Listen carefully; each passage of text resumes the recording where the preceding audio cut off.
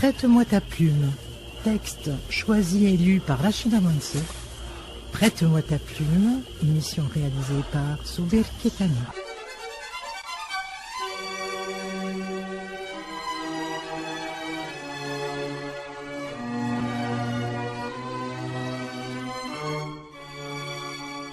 Prête-moi ta plume.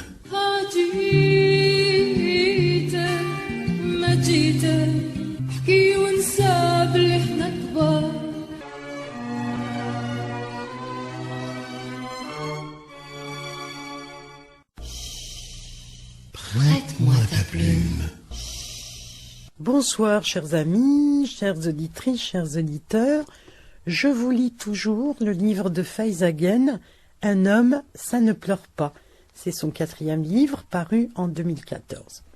J'ai déjà raconté de multiples fois que le narrateur est un garçon qui s'appelle Mourad, qu'il est devenu adulte, qu'il est devenu enseignant, qu'il a été nommé à Montreuil, donc très très loin de Nice où habitaient ses parents et où il a passé son enfance, et où il retrouve sa sœur aînée devenue féministe et parfaite image de l'intégration, ayant rompu avec sa famille trop traditionnelle à son goût. Il est venu vivre à Paris, n'ayant pas trouvé de colocation, il accepte la proposition de cousin Miloud, un blédard, comme on dit, quelqu'un qui vient d'Algérie, qui est arrivé d'Algérie, et qui a pêché, au sens proprement dit, dans une piscine, une dame d'une 50aine d'années, qui est folle de lui, qui habite dans le 8e arrondissement, qui a une Mercedes, un super appartement, et même un majordome. Et puis, Mourad nous raconte sa rentrée des classes avec des figures atypiques, pour le moins, et au sein desquelles se dégage celui de la belle Hélène. Bien entendu, Mourad a été bizuté dès le premier jour. Voyons voir où en sont ses réflexions. Prête-moi ta plume. Tsunami. Prête-moi ta plume. Mon pire cauchemar, après celui du vieil obèse poivre et sel, c'est celui d'un tsunami de fin des temps. Je suis sur une plage, scandaleusement belle et déserte. La mer a l'air calme. Je marche en pensant que je risque de salir le couloir de l'entrée à cause du sable mouillé entre mes orteils. Ma mère en ferait un fromage, agitant son bidon d'eau de javel et se lamentant. « Je suis quoi ici, moi? Une boniche, une esclave? Vous voulez me voir mourir avec une serpillière dans les mains, c'est ça ?» J'essaye de ne plus y penser et j'avance. Je vois alors quelqu'un au loin. C'est le padre qui me fait un signe de la main. Lorsque je m'approche, je m'aperçois qu'il est assis dans son fauteuil roulant, enfoncé dans le sable. Le padre me regarde et me dit « Mourad, aide-moi, pitié, je suis coincé. » Je pousse de toutes mes forces, mais je ne parviens pas à faire bouger le fauteuil. Je m'agenouille, je creuse frénétiquement autour des roues. Je sens le sable qui se fourre jusque sous mes ongles, rien n'y fait. L'engin est comme vissé au sol. Le padre me supplie de le sortir de là. Malgré mes efforts, je n'arrive pas à déplacer le fauteuil d'1 millimètre. L'angoisse me presse la poitrine et les sanglots montent. J'ai envie de pleurer. Inévitablement, je pleure un flot de larmes salées comme de l'eau de mer. Le padre se met à hurler. « Non, non, ne pleure pas, ne fais pas ça. Un homme, ça ne pleure pas. » Et puis j'entends une rumeur sourde, un bruit horrible, celui de la terre affamée qui ouvre son ventre, prête à tout engloutir. Je me tourne et je vois la vague haute, tellement haute et rapide. Mon père hurle, il hurle et je pleure. Les roues du fauteuil sont enfoncées dans le sable. La vague arrive droit sur nous. Prête-moi ta plume. La vérité, grande et nue. Prête-moi ta plume. J'ai suggéré à Miloud d'apporter des fleurs. J'ai pensé que ça ferait plaisir à Liliane. Il m'a dit « Ah, j'y connais rien aux fleurs, moi. » On a finalement opté pour une composition à 39,90 €. Quelque chose d'un peu classe. Miloud a dit 40 balles qui vont faner demain, c'est n'importe quoi. Genre, il a joué l'économe. Liliane avait encore la figure bandée. En nous voyant entrer dans sa chambre, elle a dit « Oh, mais où moi courir ?» Elle a agité les bras au ralenti comme une tortue qu'on retourne sur le dos et s'est caché le visage. En écoutant attentivement, j'ai cru comprendre. Oh non, mon Miloud, je ne veux pas que tu me vois dans cet état. Miloud a éclaté de rire, il a répondu « Tu ressembles à une momie égyptienne comme ça !» Quelqu'un a frappé à la porte de la chambre. Liliane a dit « Quand le type est entré, j'ai immédiatement pensé « Bordel, quelle tête énorme !» Il avait le front large et l'arrière de son crâne était bombé, genre cervelle fraîche en ébullition prête à déborder. Quand j'étais enfant, je croyais que la taille du crâne était proportionnelle à l'intelligence. J'entendais souvent dire de moi c'est une tête. Alors j'imaginais que, avec le temps, les livres, les années d'études, ma boîte crânienne finirait par être aussi grosse qu'un ballon de baudruche au bord de l'explosion. Le type s'est présenté.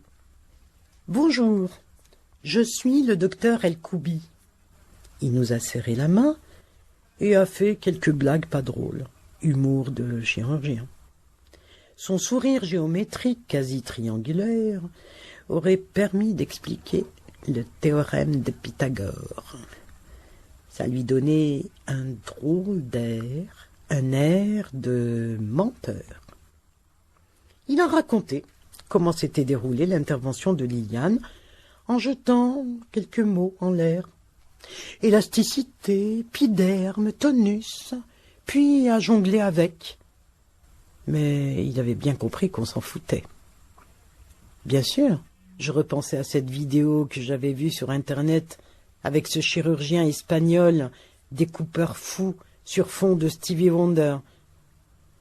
Bon, eh bien, je crois que c'est le moment d'enlever vos bandages, hein, bon, hein. Il ponctuait tout avec des bon, et son sourire de triangle isocèle. Liliane agitait les mains et continuait de marmonner dans ses pansements en penchant la tête sur le côté.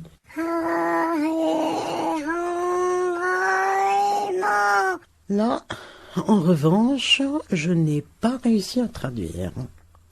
Le docteur El-Koubi s'est montré prudent. Découpant délicatement les bandages, il a dit à Liliane « Ça risque d'être assez impressionnant. Vous vous souvenez, on en a déjà discuté. Ça va changer, mais évidemment, c'est toujours un peu gonflé au début. Il y aura sans doute quelques hématomes. » Avec toutes ces précautions, on s'attendait à voir Elephant Man. C'était la figure de Liliane, pareil, mais tirée et pleine d'échymoses. J'ai demandé au docteur El-Koubi, méga tête, s'il arrivait que des gens demandent à récupérer les morceaux de peau qu'on leur enlevait. Après tout, ça leur appartenait, hein. La peau du visage, du ventre ou du cul, c'est personnel. J'aurais trouvé ça parfaitement légitime si j'avais été chirurgien, qu'il y ait des requêtes dans ce genre-là. Et peu importait ce que les gens faisaient ensuite, même si c'était pour en mettre des bouts dans leur charbon, ça les regardait. El-Koubi a eu un drôle d'air et a fait simplement « non » de la tête, comme si ma question était bizarre. comme si c'était moins bizarre de passer sa journée à casser des nez, aspirer de la graisse dans des hanches et fourrer des poches de caoutchouc dans des poitrines. Si je lui avais demandé ça, c'est parce que ma mère avait voulu récupérer mon prépuce. J'avais 4 ou 5 ans. D'ailleurs, c'est trop tard pour être circoncis. Je crois qu'on ne devrait pas pouvoir se souvenir d'un moment pareil. Début des années 90. C'était le mois d'août, dans la moiteur algéroise. Tout un petit monde s'agitait autour de moi. Je portais une tenue inhabituelle, et ma mère fondait en larmes chaque fois que mon regard croisait le sien. Notre voisine, Hedhom, celle qui chiquait du tabac, m'avait embrassé les joues et avait glissé dans la poche de ma tunique un billet bleu, que le padré s'est empressé de récupérer juste après. Il avait chuchoté « Donne-moi ça, mon fils, je vais aller t'acheter de la glace. »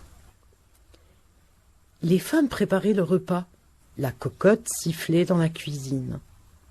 Ma grand-mère a demandé « Qu'est-ce qu'ils font? Ils sont en retard. C'est bientôt l'heure de la prière de Dor. » Comme chaque fois qu'elle était contrariée, elle plissait le front, ce qui déformait son tatouage tribal tout vert. Hind, l'une de mes tantes, dont les joues ruisselaient de larmes à cause des oignons qu'elle coupait, avait dit « Vous savez, le shir vient pour plusieurs garçons du quartier. Il fait tout le même jour, alors ça prend du temps. » Ce jour-là, à Alger, il y a eu une hécatombe de prépuces. Le vieux shir, tout de blanc vêtu, se baladait à Bebloued avec sa paire de ciseaux pour régler leur compte à toutes les kékettes de la capitale algérienne.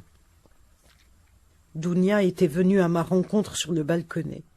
Elle riait aux éclats. « Ils vont te la couper! Ils vont te la couper !» Je ne savais pas de quoi elle parlait, mais ça avait l'air de la réjouir. Mina, plus inquiète, a demandé « Il va avoir mal? Il va saigner beaucoup ?» Me la couper, saigner beaucoup. Voilà que je me mettais à avoir des réminiscences de Eid el-Kbir. Je me suis dit, j'ai compris. Ils vont m'égorger.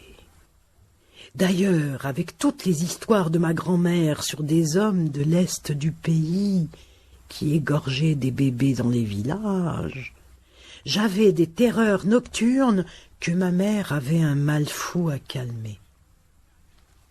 J'ai pensé, c'est mon tour. Peut-être qu'il y a une pénurie de moutons dans la région. Alors ils m'ont sûrement habillé en blanc pour que je ressemble à un petit agneau, et l'un de mes oncles, celui qui ne sourit jamais, va affûter son grand couteau en le frottant contre l'escalier, et ensuite, quick, il va trancher d'un coup sec. Peu après, on a entendu les you-you. Puis des hommes m'ont tenu les bras et les jambes, je me suis débattue un peu, pas tant que ça quand j'y repense.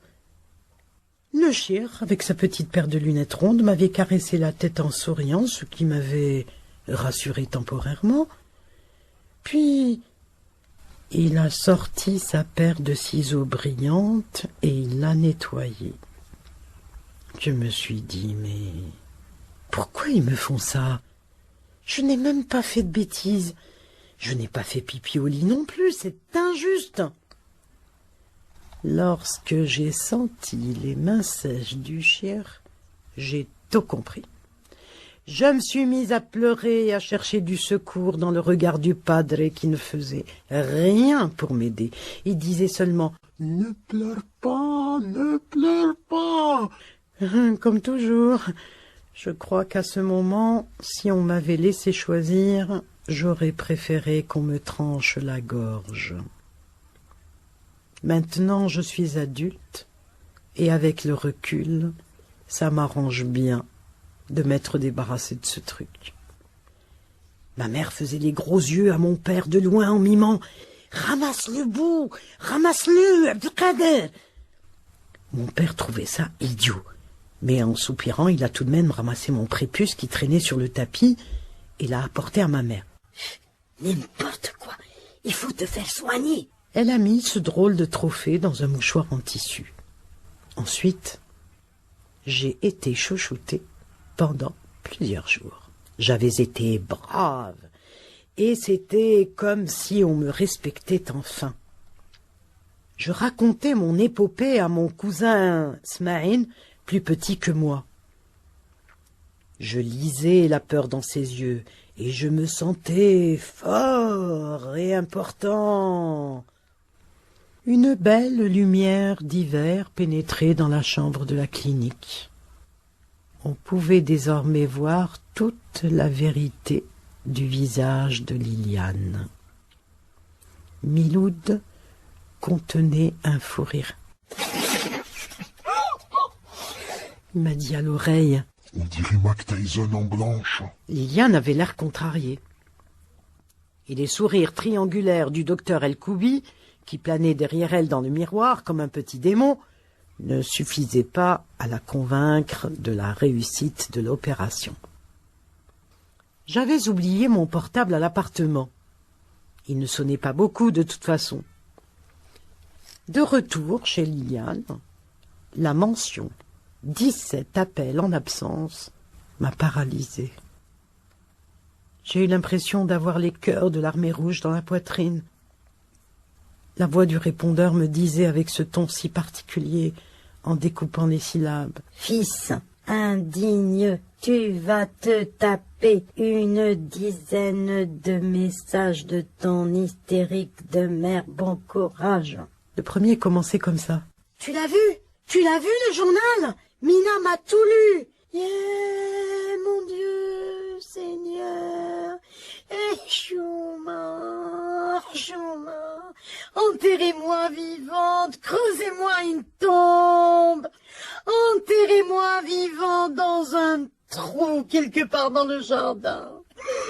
Cachez mon visage, couvrez-moi de terre, je suis déjà couverte de honte. » On aurait dit une tirade de Phèdre sur une messagerie SFR. Il ne manquait plus que « Rappelle-moi, bisous, c'est Phèdre ». Le deuxième message était plutôt dans le genre « Souffrir toute ma vie pour subir ça. Pourquoi ? Je suis venue dans ce pays ingrat. Pourquoi ? J'ai suivi un campagnard de l'Ouest que je ne connaissais pas. Est-ce que tu sais comme j'étais belle quand j'étais jeune ? J'aurais pu épouser le ministre du gaz et du pétrole en Algérie. J'aurais pu épouser un prince. À la place, je me suis mariée à un cordonnier qui m'a cloué en France. Il m'a cloué ici comme il cloue ses chaussures. Et maintenant, je suis humiliée par le monstre que j'ai enfanté moi-même. Elle part du mariage. On l'a obligée à rien du tout. C'était un garçon de bonne famille. Elle était d'accord. Et puis elle a changé d'avis du jour au lendemain. Personne ne lui a mis le couteau sous la gorge. Et la photo, tu as vu? Elle a coupé ses cheveux. Elle ressemble à un garçon. C'est fou, hein? Je vous passe les 3e, 4e et 5e messages assez répétitifs. Le 6e, je ne le compte pas. 2 minutes 28 de sanglots. Les 7e et 8e étaient trop violents, inadaptés à la civilisation moderne. Quant au 9e message, il a retenu toute mon attention. C'est ma faute. J'ai tout raté. J'ai pas voulu que mes enfants soient des gens bien. J'ai voulu que mes enfants soient parfaits. Je leur ai demandé trop. Une remise en question. Pour la première fois.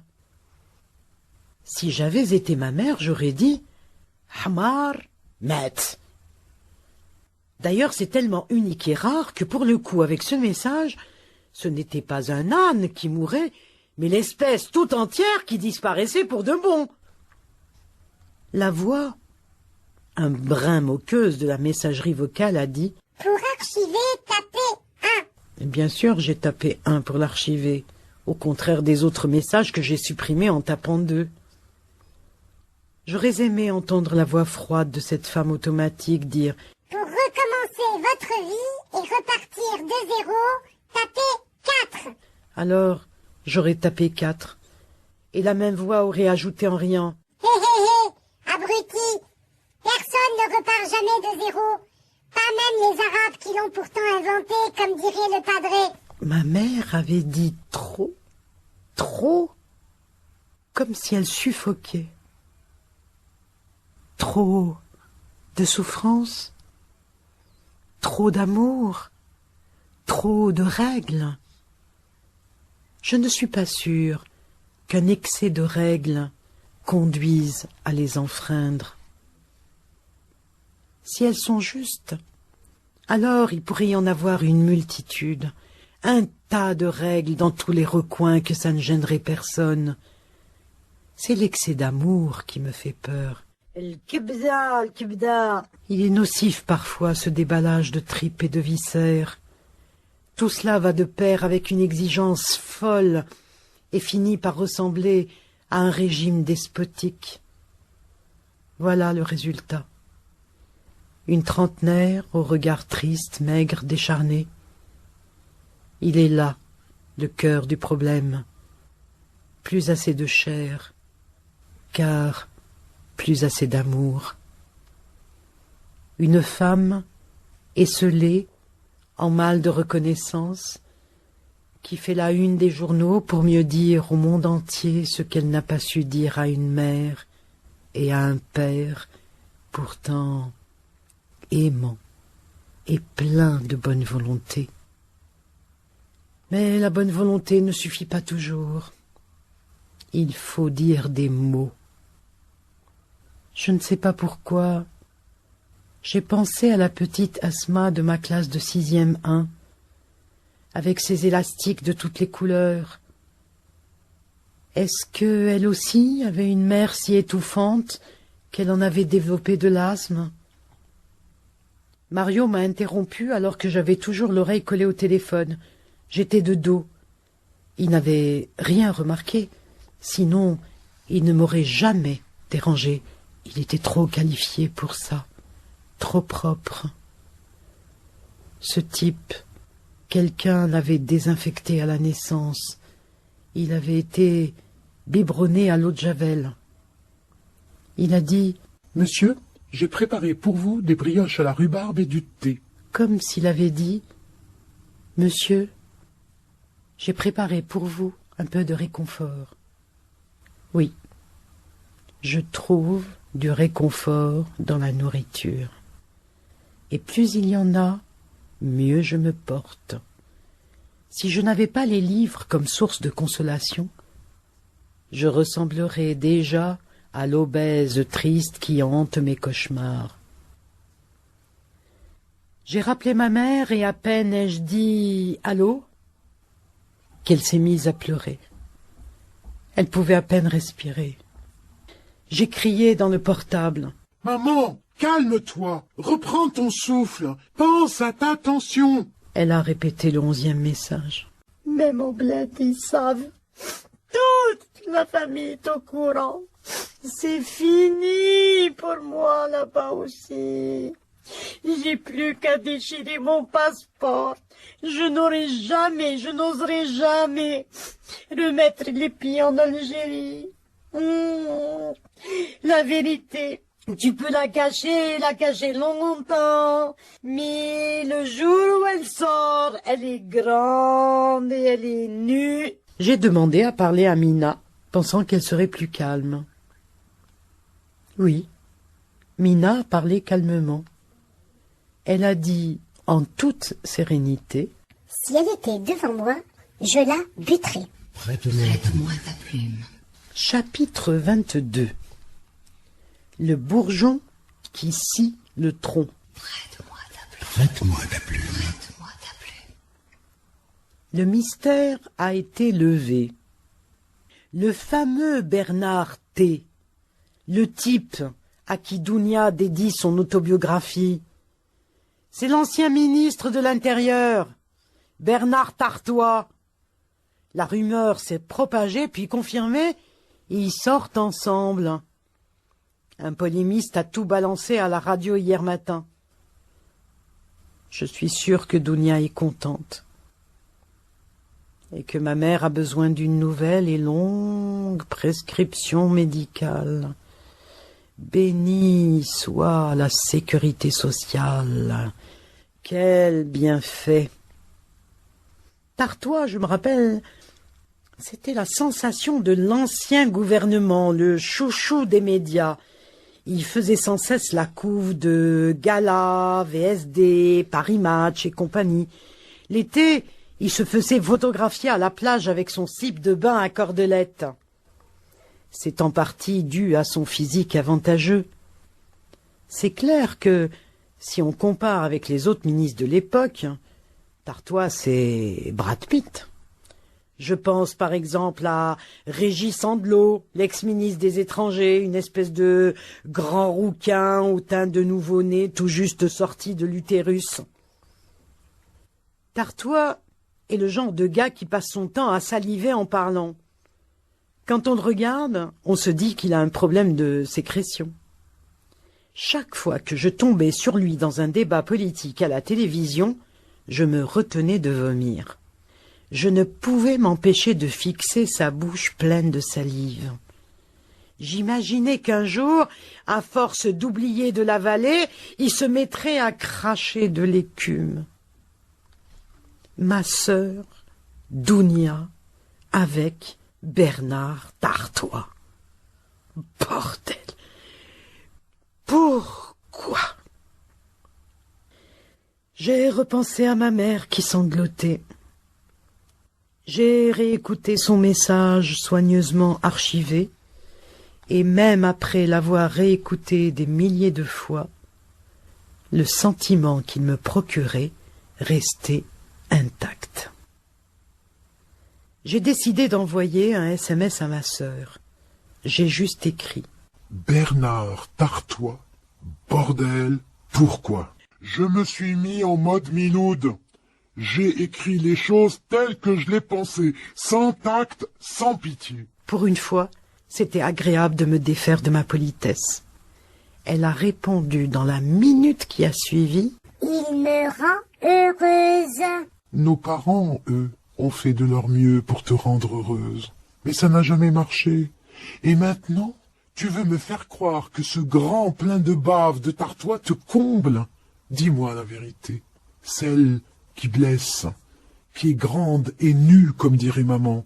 Dis-moi plutôt que dans ton ambition démesurée, tu as pensé que, après tout, un ancien ministre, ce serait pas mal, avec tout ce que ça implique de confort et d'épais carnet d'adresses, parce que, sois honnête, ça te renvoie une belle image de réussite, parce que tu adores ce que tu incarnes aux yeux de ces gens, la fille d'immigrés, courageuse, qui est partie de rien et à qui tout réussit.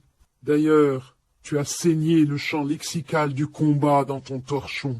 J'ai surligné en jaune toutes les fois où tu as employé battre, battu, combat, lutte, bataille. En prof qui se respecte, j'étais à deux doigts de mettre redondant, à gauche, en rouge, dans la marge. Moi, qui admirais ton cran, la vérité c'est que tu n'es pas forte. C'est même l'inverse. Tu es faible. Tu es la plus faible d'entre nous.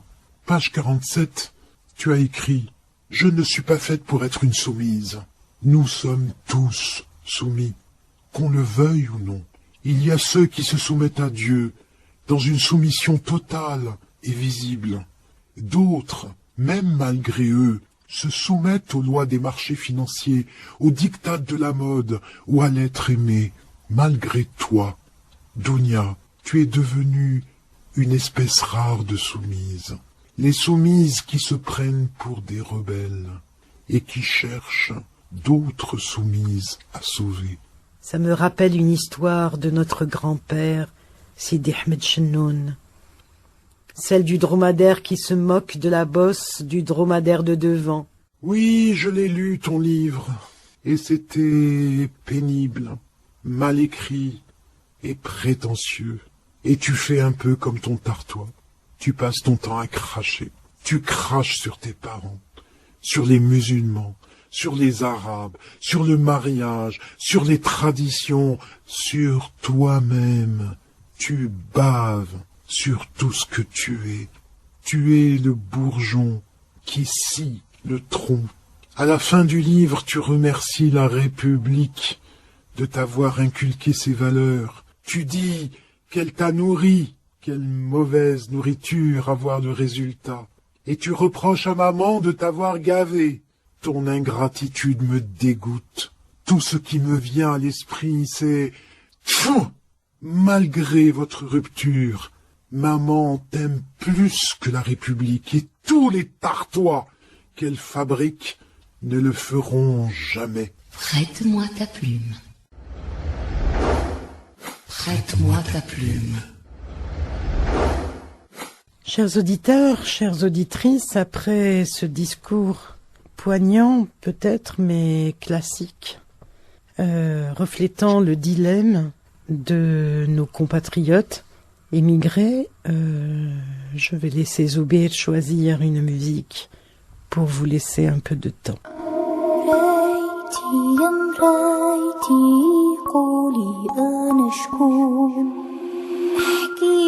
حكايتي يا مرايتي قبل النوم مرايتي يا مرايتي قولي أنا شكون نحكي لك حكايتي يا مرايتي قبل النوم شعري ماشي طويل وعينيا ماشي زروقة بابا ماشي سلطان ويما ماشي أميرة شعري ماشي طويل وعينيا ماشي زروقة بابا ماشي سلطان ويما ماشي أميرة بصح من خاف الليل واحد ما يحكيني نبكي وحدي في ظلام واحد ما يواسيني من خاف الليل واحد ما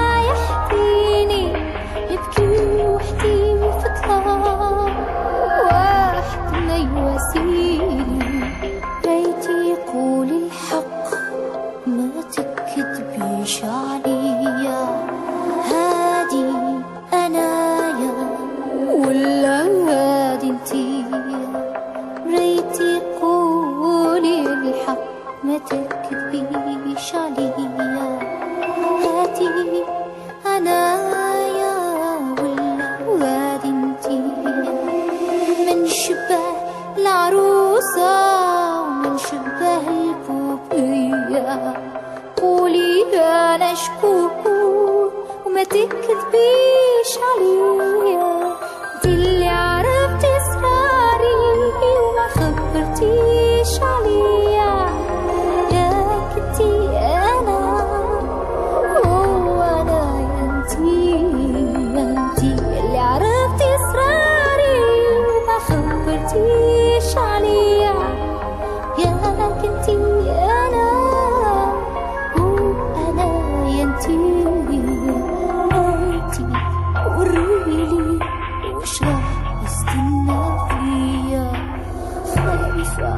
يا مرايتي لزهري اسمح فيا رايتي وريلي وش راح يستنى فيا خايفة يا مرايتي لزهري اسمح فيا شعري راح يشيل وتبال وعينيا دموعي حفر خطوطي زهري غاب عليا راني استنى نهار وقتاش يطلع عليا ونمحي كاع الماضي وكاع اللي صرا بيا راني استنى نهار وقتاش يطلع عليا ونمحي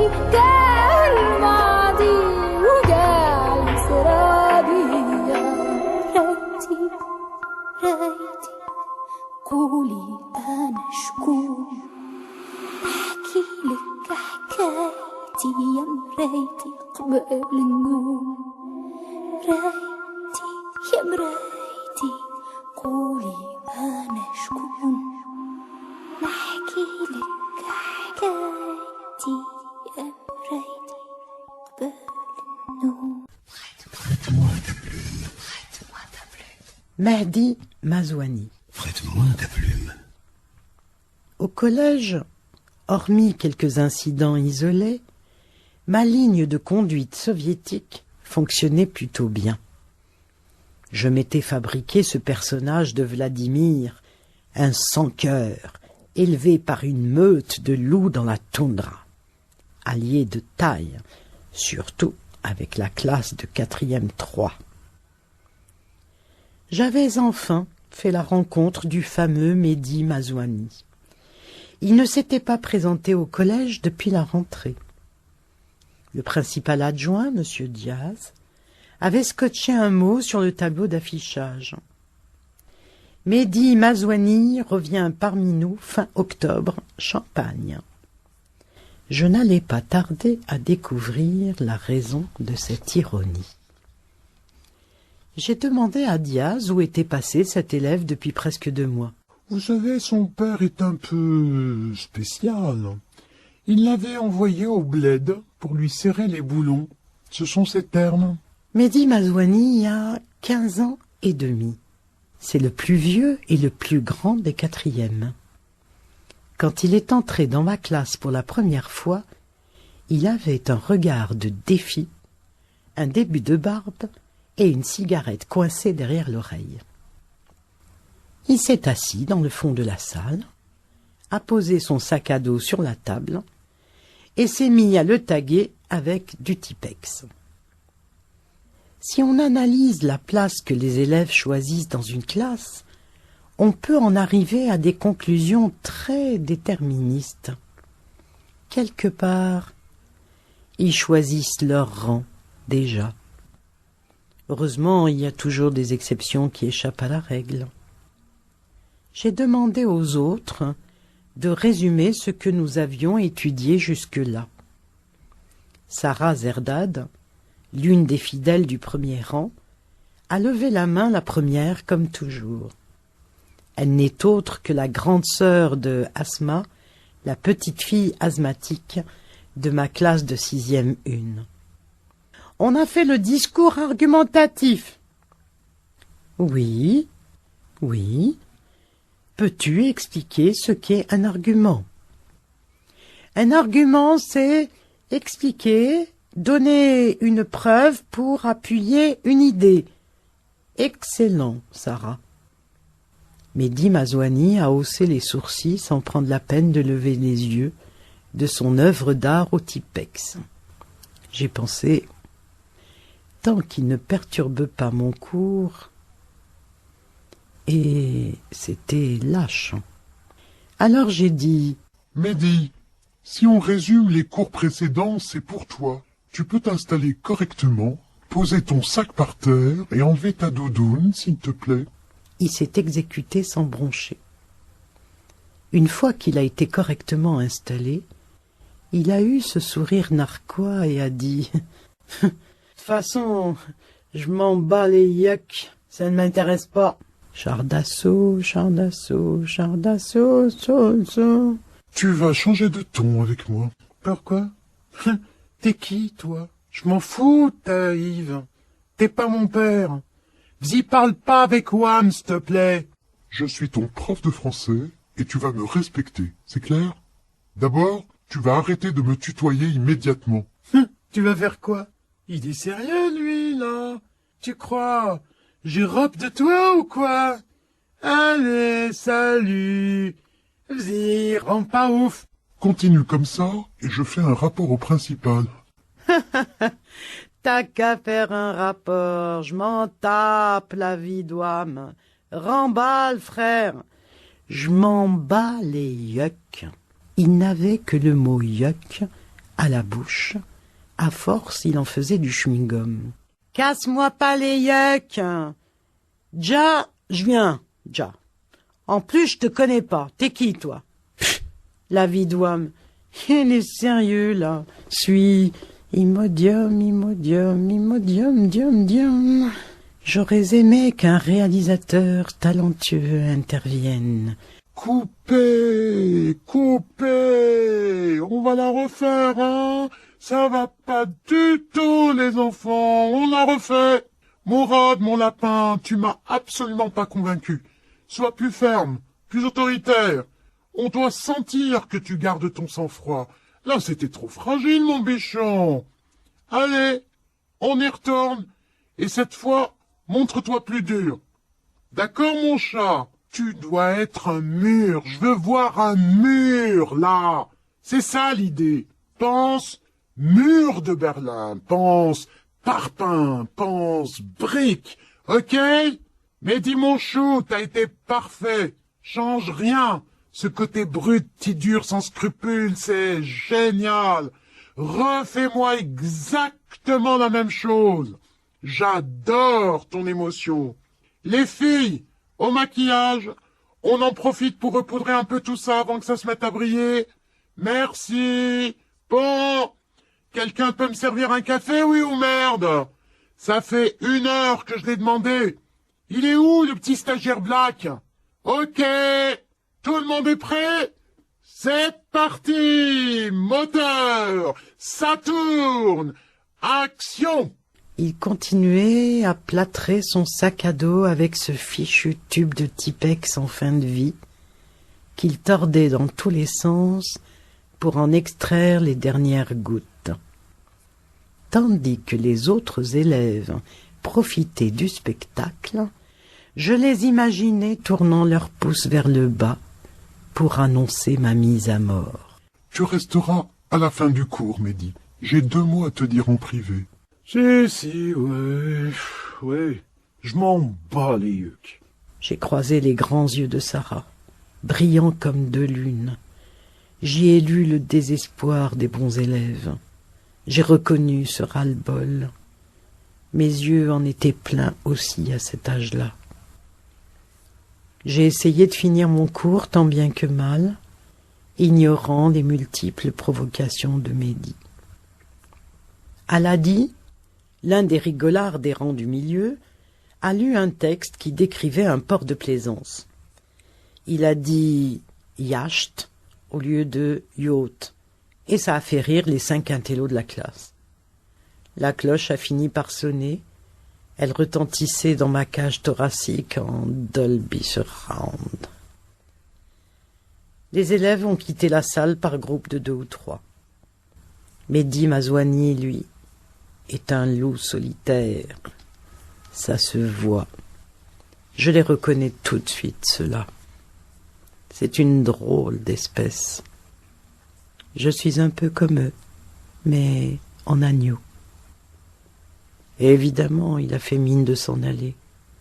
Il marchait lentement. Il savait que je le retiendrais. Je crois même qu'il y tenait. Mehdi, tu restes avec moi 1 minute. Il regardait ses doigts pleins de Tipex, l'air nonchalant. Je vais être franc avec toi. Je n'ai aucune envie de finir l'année dans ces conditions. Moi aussi, je vais être franc. J'ai aucune envie de finir l'année tout court. Ah bon? Tu veux quitter l'école? Ouais, pire, je suis saoulé, là. Et pour faire quoi? Je sais pas, on verra. J'ai pas encore décidé. Je trouve ça idiot. Idiot de quoi? C'est idiot de gâcher sa vie comme ça. Je m'en bats les yucks. Viens, elle est déjà gâché ma vie, wesh. Qu'est-ce qui te fait dire ça? T'as seulement 15 ans. Mais vous êtes sérieux, là, avec vos questions? Il s'était remis à me vouvoyer. Oui, je suis sérieux. Ça se voit. Vous connaissez pas mon père. Non, en effet, je n'ai pas ce plaisir. Plaisir? Ouais. Bon, bref. Si, je suis pas là pour raconter ma Yves. On fait comment, là? Vous allez faire le rapport? De toute façon, j'en ai déjà 4 depuis lundi. Je m'en bats les yucks. Non, je ne ferai pas de rapport. Mais on va faire un pacte, toi et moi. Tu n'as pas envie d'être là, mais il y a d'autres élèves qui, eux, sont contents de venir à mon cours. Alors tiens-toi tranquille dans ma classe dorénavant, s'il te plaît. Et je ne t'en demanderai pas trop. Si. D'accord? Je compte sur toi. Si, monsieur. Au fait, bien la caisse. Pas glacée, siège en cuir, si. J'ai pensé à l'expression nécessité fait loi. Si je lui demande le minimum et que ça amène la paix, peut-être alors que ça lui donnera envie de donner plus. Je m'étais dit, on verra bien. Pour l'instant, je m'en bats les yeux. Voilà, sur ce, je m'en bats les yeux. J'espère que vous pas, à ma lecture. J'en serais triste, je crois. Zuber aussi, non? Eh bien, je vais vous dire bonsoir et bonne nuit, chers amis, chères auditrices, chers auditeurs, et à très très très bientôt. Au revoir. Prête-moi ta plume.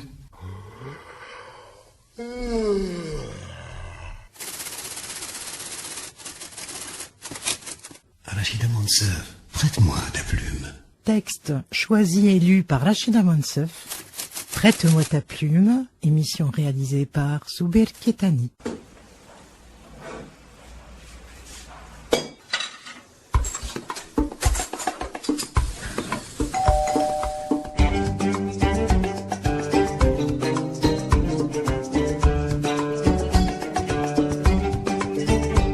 Prête-moi ta plume.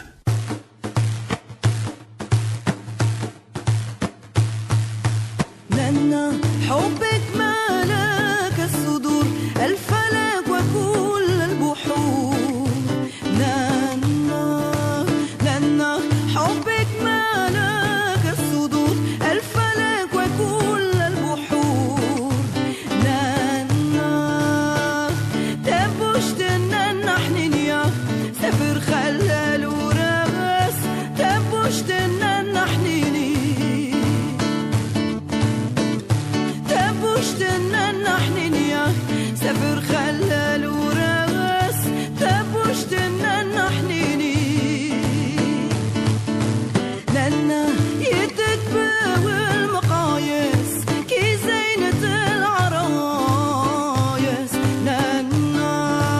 لنا يدك بالمقاييس كي زينة العرايس لنا تبوشتنا حنينيا سفر خلال وراس تبوشتنا حنيني تبوشتنا حنينيا سفر خلال وراس تبوشتنا حنيني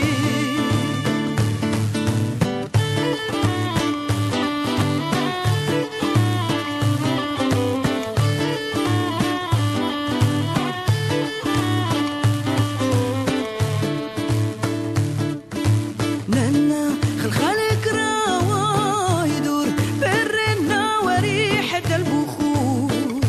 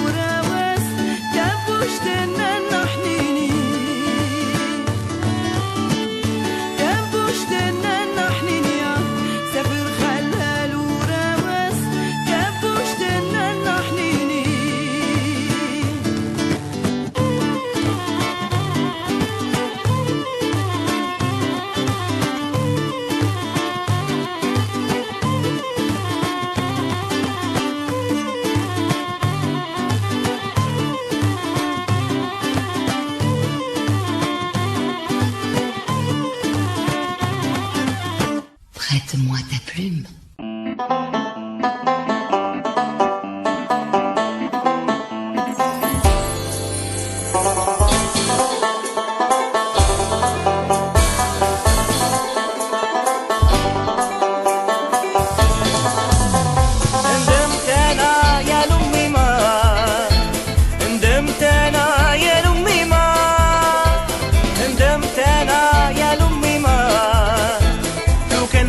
رايك ماني هكذا، لو كان خديت رايك ماني هكذا، لو كان خديت رايك ماني هكذا هكذا هكذا، لو كان خديت رايك ماني هكذا.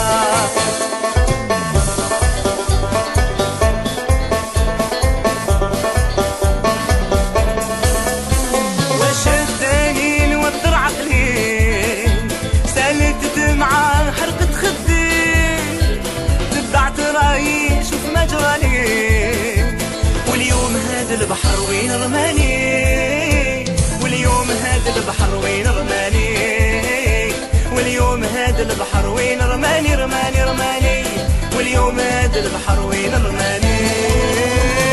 ندمت انا يا لمي ما، ندمت انا يا لمي ما، ندمت انا يا لمي ما، لو كان خديت رايك ماني هكذا، لو كان خديت رايك ماني هكذا، لو كان خديت رايك ماني هكذا هكذا هكذا، لو كان خديت رايك ماني هكذا.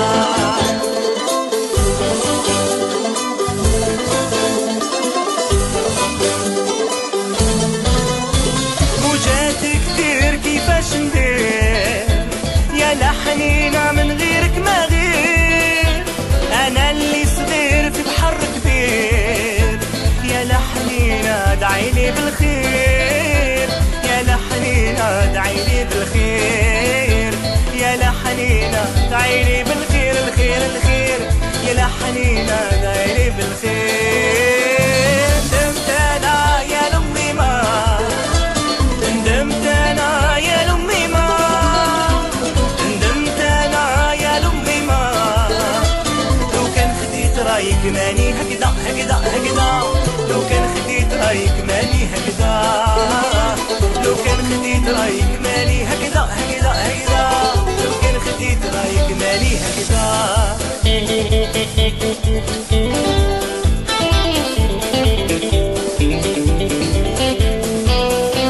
قسيت كتير ما صدت كتير، وحداني غريب والقلب ضرير، وصيك بالخير بالك بالغير، يا لمي ما كلامك كبير، يا لحنينا كلامك كبير، يا لمي ما كلامك كبير كبير كبير، يا لحنينا كلامك كبير. ندمت انا يا لمي ما، ندمت انا يا لمي ما، ندمت انا يا لمي ما، لو كان خديت رايك ماني هكذا هكذا هكذا، لو كان خديت رايك ماني هكذا.